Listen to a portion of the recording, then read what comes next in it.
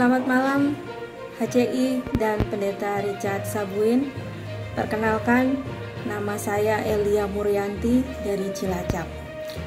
Saya sangat terberkati dengan acara tajam ini karena setiap kali kami belajar Alkitab, jika kami menemukan pertanyaan, maka kami dapat segera mengirimkan pertanyaan itu kepada HCI dan HCI akan menjawab melalui Pendeta Richard Sabuin. Terima kasih sekali. Kini kami semakin rajin untuk belajar Alkitab. Dan pada malam hari ini saya ingin bertanya tentang suku-suku bangsa Israel. Kalau sudah pernah dibahas, mohon untuk ditunjukkan di mana pembahasan itu, di episode kapan. Kalau belum, mohon penjelasannya.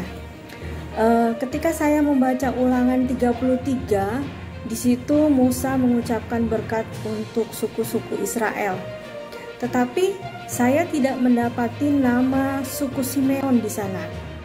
Dan ketika saya membaca Wahyu 7, saya juga tidak mendapati suku Dan dan suku Efraim. Apakah sebabnya? Adakah penjelasannya di dalam Alkitab? Mohon penjelasannya kepada Pendeta Richard Sabuin. Terima kasih, selamat malam, Tuhan memberkati.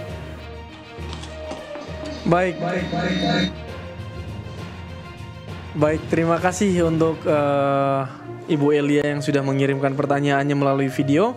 Kita sangat senang ya, karena jadinya kita mengenal Ibu Elia. Iya, ternyata Ibu Elia itu ya, gitu.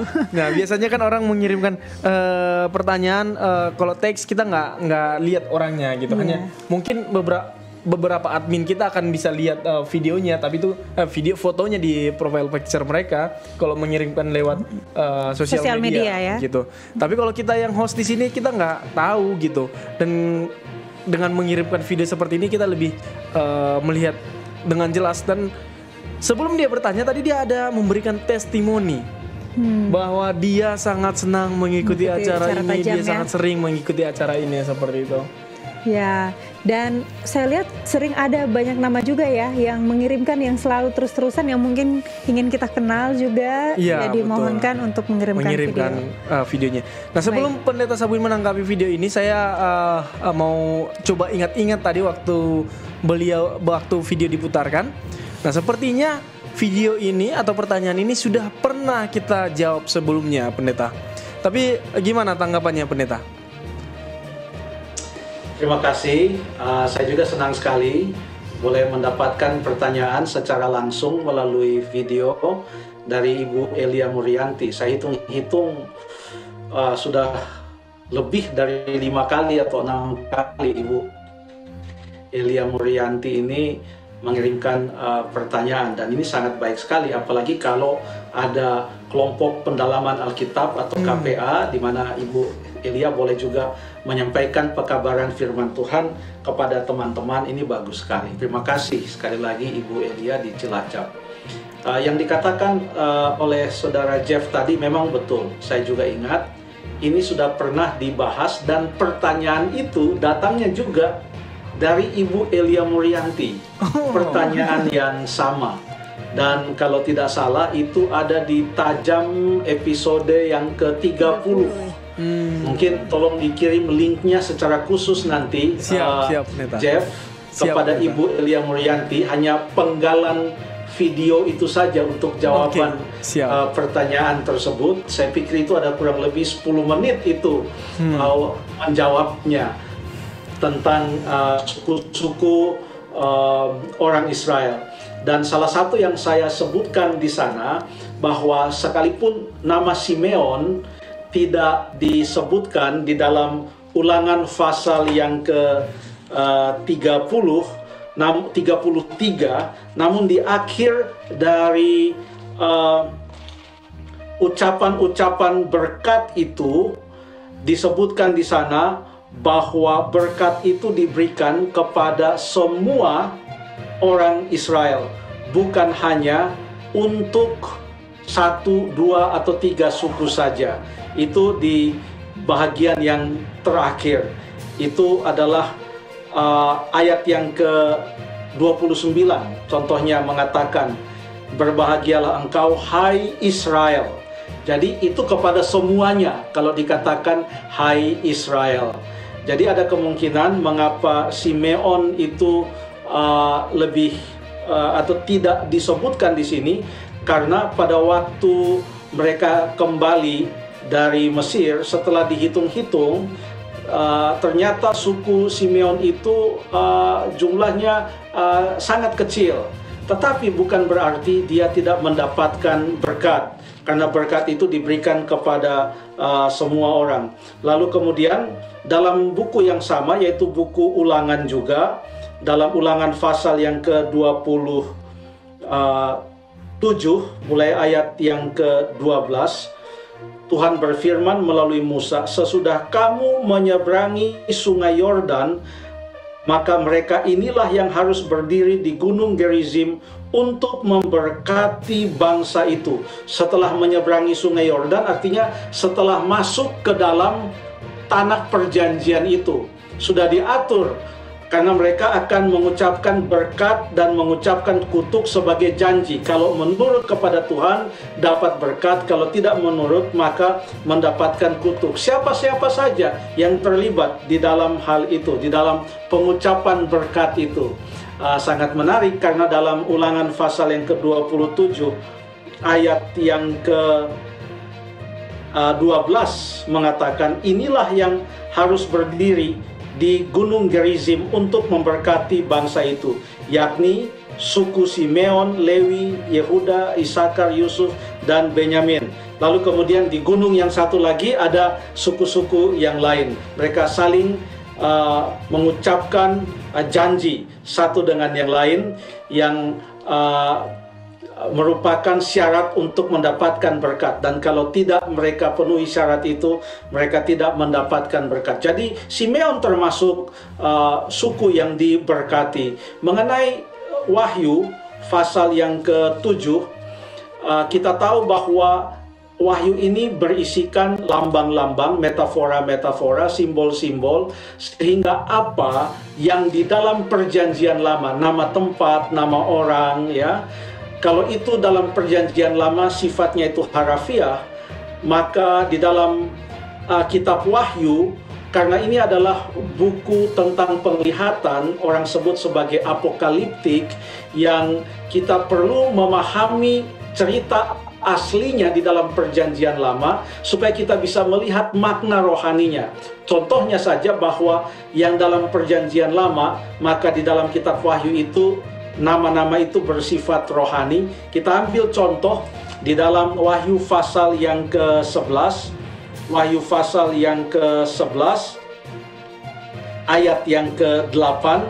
Apapun makna dari ayat ini, karena ini tentang dua saksi Allah, cukup panjang pasal yang ke-11, tapi hanya contoh ini yang saya mau sampaikan. Ayat 8, dan mayat mereka akan terletak di atas jalan raya kota besar yang secara rohani disebut Sodom dan Mesir. Jadi Sodom di sini bukan Sodom yang dahulu, tapi makna rohani dari Sodom itu apa? Lalu nanti dalam nubuatan kita akan lihat apa yang dilambangkan. Lalu kemudian secara rohani disebut Sodom, lalu kemudian ada juga Mesir. Untuk mengetahui ini kita pelajari sifat-sifatnya dalam perjanjian lama. Maka di dalam penggenapan nubuatan ini, dalam garis perjalanan sejarah kita bisa melihat apa yang memenuhi Sodom dan Mesir yang secara rohani ini. Dalam buku Wahyu juga contohnya ada kata contohnya Babel. Dalam Wahyu 14 ayat yang ke-8 mengatakan, sudah rubuh Babel, kota besar itu. Ini kitab Wahyu ditulis tahun 95-96 AD. Yesus sudah naik ke sorga. Sementara Babel sebagai satu kerajaan dunia yang pernah ada dan berkuasa, itu mulai dari tahun 605 sampai tahun 539 kurang lebih itu masa kejayaan dari kerajaan Babel secara kerajaan yang sebenarnya di atas dunia. Tapi di dalam ayat ini mengatakan sudah rubuh, sudah rubuh. Apakah kitab Wahyu ketinggalan zaman? Sudah hancur kerajaan Babel secara dunia tahun 539. Kenapa 600 tahun kemudian baru kemudian ditulis di dalam kitab Wahyu sudah rubuh Babel, seperti out of date, seperti sudah ketinggalan zaman. Bukan tentang Babel yang itu. Ini adalah Babel rohani. Tapi untuk mengerti Babel rohani ini, kita perlu mempelajari apa ciri khas Babel, baik yang dituliskan dalam kitab Daniel, khususnya di dalam kitab Daniel 1 sampai Daniel pasal yang ke-6 tentang Babel. Atau kita boleh lihat juga tentang menara yang disebut menara Babel yang terdapat di dalam Kejadian pasal yang ke-11. Setelah kita melihat dan memahami sifat-sifat dari Babel yang ada dulu di Perjanjian Lama, maka di dalam garis sejarah nubuatan yang digambarkan di dalam kitab Wahyu, maka kita bisa melihat apa makna rohani dari Babel, kota besar itu. Siapa yang dimaksudkan dengan Babel, atau ada sistem, atau satu entity, atau suatu kekuasaan, atau suatu apa yang disebut Babel, yang menggenapi nubuatan sebagai Babel rohani itu. Demikian juga dengan Israel. Dulu Israel yang sebenarnya dalam kitab Wahyu adalah Israel rohani. Suku-suku yang dulu adalah suku-suku Israel yang sebenarnya di dalam kitab Wahyu adalah secara rohani. Dengan demikian, hanya petunjuk saja untuk Ibu Elia Murianti, kalau kita bisa menemukan di dalam Perjanjian Lama apa saja yang dialami oleh Dan, kemudian yang dialami oleh Efraim, kedua suku yang namanya tidak terdapat di dalam daftar Wahyu pasal yang ke-7, maka kita bisa ambil makna pelajaran rohaninya. Maka dosa yang mereka lakukan, kesalahan yang mereka lakukan, yang terkait mungkin dengan penyembahan berhala dan lain sebagainya, sekalipun suku yang lain juga demikian, tetapi ada ciri khas tersendiri Dan serta Efraim dalam Perjanjian Lama, yang sifat rohaninya itu atau makna rohaninya itu mau ditekankan di dalam Wahyu pasal yang ke-7, yang menyatakan bahwa orang-orang yang memiliki sifat seperti suku Dan dan Efraim dahulu di zaman bangsa Israel, mereka ini tidak termasuk pada orang-orang yang dimeteraikan, yang siap untuk kerajaan surga. PR kita berikutnya adalah untuk mencari tahu lebih dalam lagi tentang Dan, demikian juga Efraim. Kalau tidak salah di video atau di tayangan episode yang ke-30, tajam yang ke-30, kita ada singgung juga sedikit. Tapi ini hanya sedikit tambahan saja untuk mengarahkan kita bagaimana melihat nama-nama Perjanjian Lama yang muncul kembali di dalam kitab Wahyu. Terima kasih Ibu Elia Murianti.